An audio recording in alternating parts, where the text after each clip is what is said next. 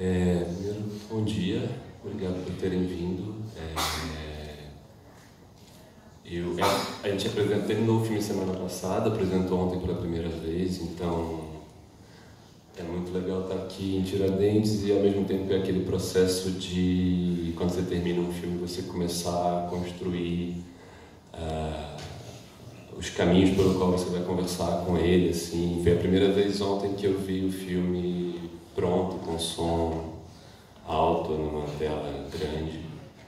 E eu estou me sentindo aqui um pouco faltando uns pedaços, ou um pedação. A Catarina, que fez o filme comigo inteiro, tão autora do filme quanto eu, da mesma forma, não tem nenhuma diferença, só tem as diferenças boas. Ela está trabalhando em Portugal e não tinha mesmo como vir para cá, porque o filme vai passar em Roterdã já na sexta-feira. Então, o meu trabalho que ela está filmando lá como atriz agora, ela não tinha como vir. Então, ela mandou muitos ois, beijinhos e vontade de ouvir feedbacks e conversas e tudo.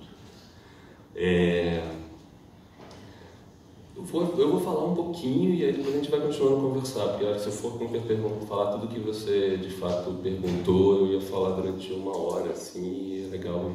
Estou com uma vontade mais de ouvir as pessoas. A premissa do filme, você falou da ideia de corpo impossível, mulher impossível. A premissa do filme, nossa vontade, veio de um interesse da gente olhar para momentos, acho, em que o Brasil, como comunidade cultural, país, seja lá, território cultural, acreditou no impossível. Acreditou que o exercício de se construir coisas que não necessariamente vão ser encontrar uma síntese perfeita era algum tipo de impulso criativo que talvez fosse central para a invenção de uma identidade brasileira, né? E pensando essas coisas, conversando isso com a Catarina, e pensando nesse momento que o país está vivendo, em que de alguma forma a gente perdeu um pouco de linguagem, né? Esse desastre político que a gente está vivendo no Brasil tem a ver também com um pouco uma certa falta de linguagem. E por linguagem tem a ver com como é que a gente se coloca no mundo e para nós mesmos como um território que não é só geográfico, mas um território quanto proposição de vida, como modo de vida. E a gente está vivendo essa crise, né? Essa crise política, esse simplismo de extrema-direita no poder vem um pouco para tentar se aproveitar dessa lacuna de linguagem, de identidade brasileira, ou de projeto de país que a gente de alguma forma foi perdendo. Acho que o Brasil foi perdendo linguagem. Eu acho que o desafio nosso como artistas de todas as áreas, como pensadores, é pensar, quando a gente fala que quer resistir, quando a gente fala que quer ir ao embate, quando a gente fala que quer ir contra esse vendaval de puritanismos que está no poder no país agora, a gente tem que pensar que linguagem, que tipos de, que propostas de linguagem, que caminhos de linguagem da fala, das palavras, do corpo a gente vai poder usar. E aí a gente começa a pensar o que seria esse Brasil, possibilidade de Brasil ou impossibilidade de Brasil como território de linguagem. E para mim e para a Catarina, nas nossas conversas, a Carmen Miranda, ela não é uma diva, a nossa proposta nunca foi pensar nela como uma diva, a gente não pensa nela assim.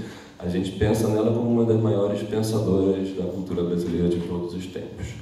Uma das mulheres, um dos brasileiros e brasileiras mais inteligentes que já surgiu nesse nosso território cultural, que teve um nível de inteligência para lidar com um momento em que o Brasil também estava numa grande crise. Vamos lembrar que a gente está falando aí que ela cresceu na Lapa, numa época que as rodas de samba, os encontros de samba eram proibidos, e ela era de uma família de classe média baixa portuguesa.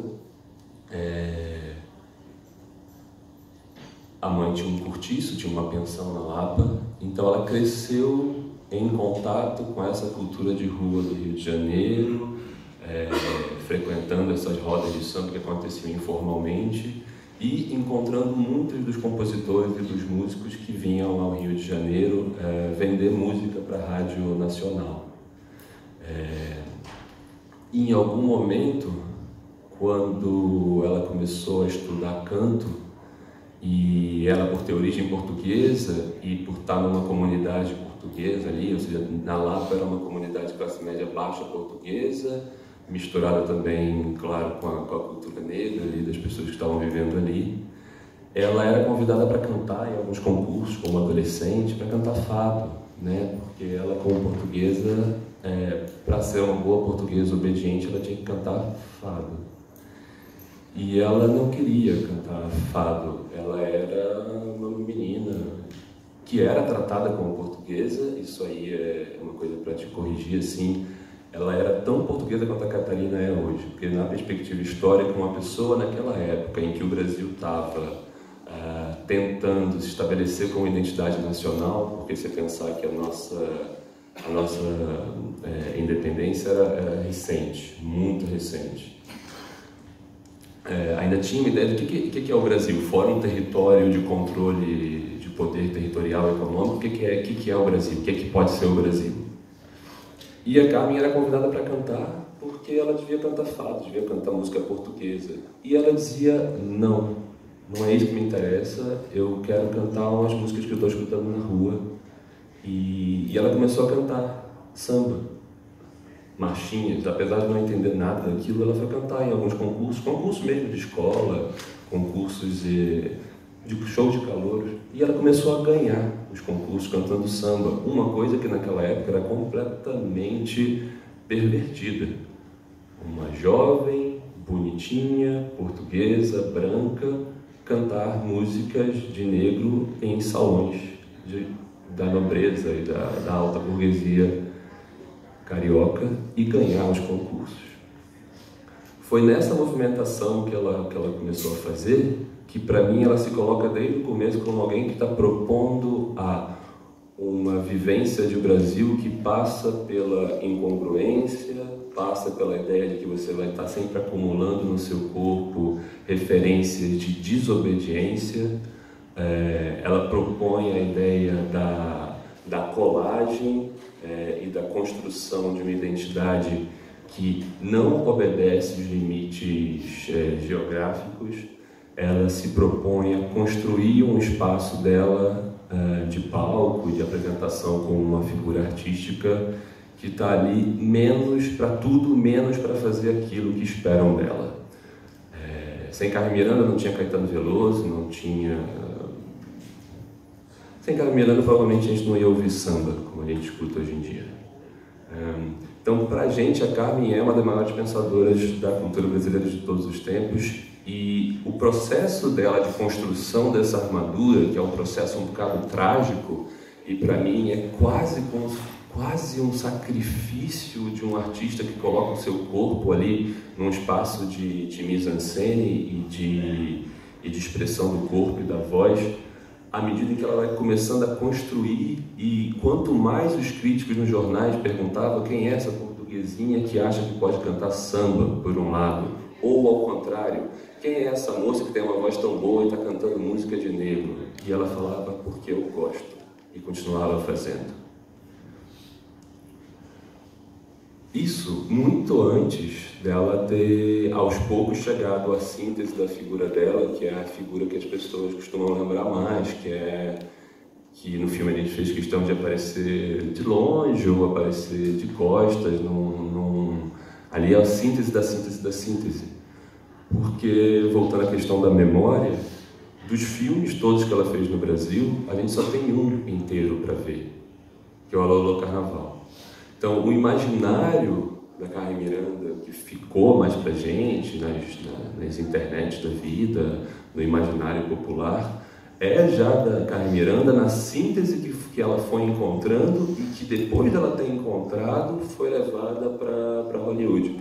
É muito importante pensar isso, nessa ideia da construção, de que toda essa invenção do corpo dela, esse lugar que a Carmen foi criando de construção de uma persona pública, mágica, que era ela, mais verdadeira do que ela era em casa, ao mesmo tempo era completamente inventada, que incluía o turbante, que incluía as roupas de baiana, essas coisas foram inventadas por ela.